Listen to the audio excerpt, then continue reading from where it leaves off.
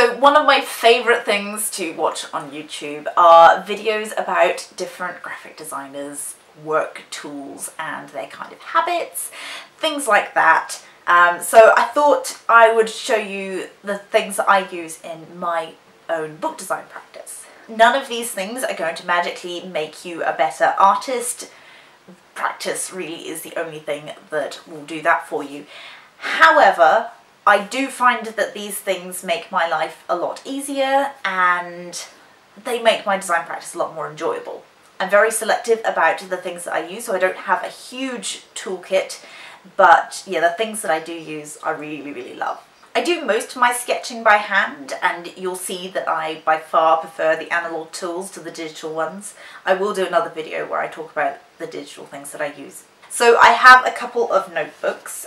These are Moleskine sketchbooks. I have the smaller one like this, which I like to carry with me in my bag, and then I have a larger one. This is the A4 one, and I keep this in my desk and I use it for larger scale things. If I'm doing a full mock-up of a book cover, for instance for the library, I did lots of thumbnails and then some larger drawings of it, then I'll use something like this. I don't necessarily endorse Moleskine over other brands. I know that they can be a bit on the pricey side, so my main criteria is that the paper is thick enough that my normal pens don't go through them. I do sometimes use my marker pens on these and they do bleed through, but that doesn't bother me too much, so long as the Fineliners don't bleed through. I also have a lined notebook which I just use for jotting down ideas, future book designs that I want to do just for my own projects and things like that. Sometimes do to-do lists in here as well. This is one of the paper blanks journals. This is a William Morris design. Sometimes I don't want to work in a notebook exactly, so I have some blank card. This is just cheap stuff, craft card that I found at Tesco. I've been using this quite a bit. I used it a lot in my library cover, and yeah, it's quite nice because you don't feel the same kind of pressure as working in a notebook, I find, and yeah, it's super cheap as well. And then I also have some tracing paper, which is handy if I want to transfer something really quickly. I have a few different pencils. The main one that I use and carry with me pretty much everywhere is this one here, which is the Horizon mechanical pencil. What I like about this is that it is like a pen or a biro where you click the end and it comes out, and then on top of that you can extend it. That's the mechanical bit, but also then it pops in so that you're not going to be breaking that lead and you don't have to click it out every time that you need to use it. I've also obviously got some lead refills for this. And then I have a couple of these Palomino pencils, which I was really curious about. They're a bit pricier than your average lead pencil, but we sell them at the bookshop where I work and I get a discount, so I tried them out. And I do really like these. They're certainly softer than I would normally use. This one here is quite a hard line and a fine line, which is great for most of what I do. But sometimes I do like a softer pencil, so I have these two. One is a bit softer than the other. I do tend to just use them interchangeably, but they're quite nice to write with as well, and they do have the little rubber bits at the end. Then I have a rubber, or an eraser as you say in the States. This is just a bog standard one. Also essential when one is using pencils is a pencil sharpener, and I absolutely adore this one. I just think it's so cute. It is a little ink pot. The brand is Dux and it is a German made one.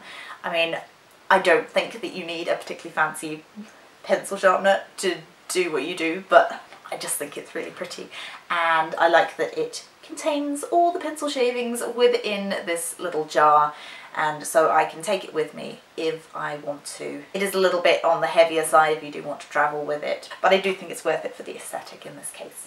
Okay, so onto the pens, and this is the pen that I use to write with.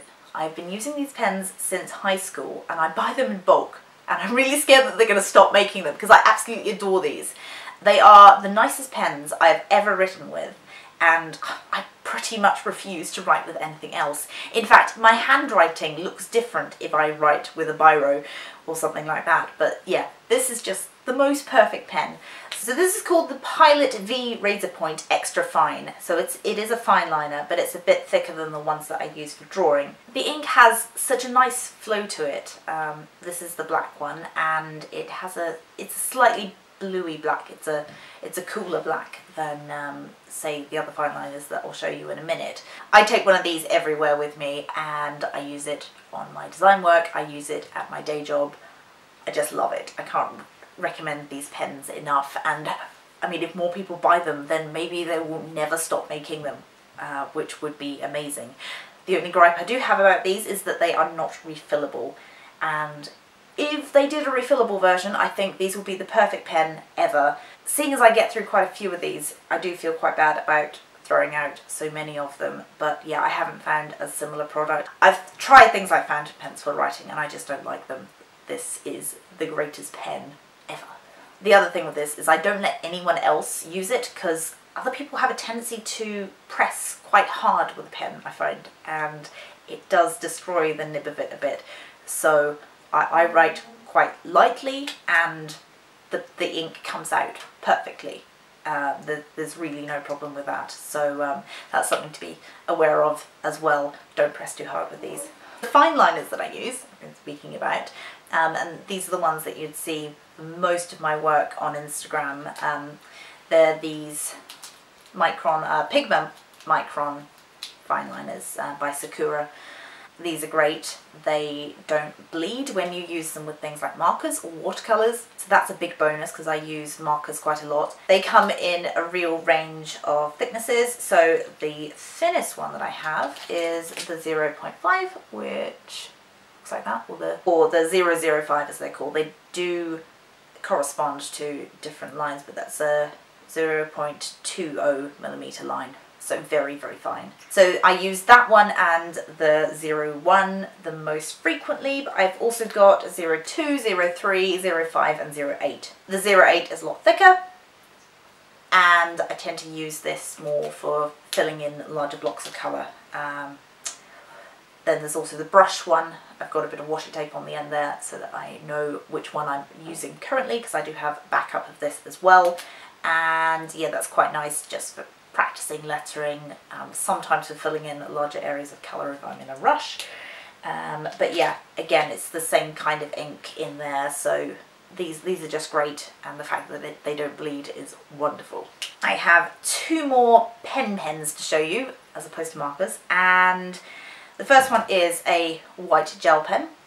This is a Be Green Pilot pen, and I use this over top of my markers sometimes if I want to do a patch of highlighting. This one seems to work, but I imagine that any white gel pen would do so long as it's got opaque ink. And then I've got a biro. I don't like writing with biros, but it is useful to have one. Things like if you're going on a plane and you have to fill out an arrival card, and they're always that horrible waxy paper that you can't use nice pens, ink pens on, so I have a biro for that. This one I got at the Alice in Wonderland shop in Oxford probably about 3 years ago. I like this one because it's got a finer body to it, so it's nicer to write with, in my opinion. Then I have a compass for when I want to draw circles and arcs and anything a little bit more technical, and it's got a little refill thing in there as well. It's just a pretty bog standard one as well. Okay, onto markers. I use the Copic marker range and I absolutely love them. They blend beautifully, they don't bleed a whole lot, and they're available in a huge array of colours. The only downside is that they are quite expensive. I use the Copic Chai ones, which are cheaper, and they have exactly the same nibs and ink, and you use the same refills for them as well. So it doesn't actually make a huge difference, but I prefer them because they are a bit smaller to hold, and so I feel like I've got a bit more control when I'm drawing with them. Got quite a big collection of these Copics now. You don't need this many, especially when you're starting out, and I'm coming to realise that because they do blend quite well, you don't really need a big collection. I'll link a video in the description that takes you through where it's good to start with Copic markers. I found that really useful. And then I have a couple of refills for the markers that I use the most, and I'll definitely be getting more refills before too long because there are certain colours that I use all the time. So now we're moving on to tools. I have a cutting board for anything that I want to cut with this thing, which is a sort of scalpel craft knife thing. You can get replacement blades for it, and this is by Fiskars. I like the control that I have with this. It's quite nice to hold, and yeah, it's a bit nicer than just a standard craft knife. It's great for precision as well. For instance, when I was doing the cover for the Lightree and I was doing a lot of really fine cutouts, I used that. And then for straight lines, I have a ruler.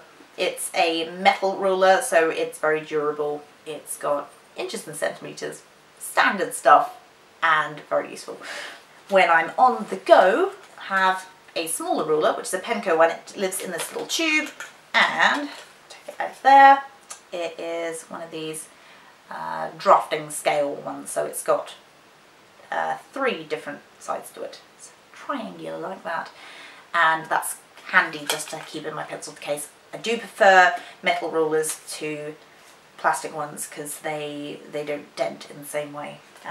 If you're using one of these with a cutting board, it's quite useful to have one that is backed with cork, because then it will actually stay better on the page, and you are at less risk of slipping and potentially cutting yourself as well, or your project. I keep some washi tape around, which is handy if I want to mask anything out. I have found so many uses for this stuff, whether it's pasting something into my notebook. I've got something from outside that I just want to tack in quickly to my notebook, then that's very, very handy. There's also a glue stick for similar purposes. I do tend to use the washi tape more though. So that's it. Those are my analogue tools.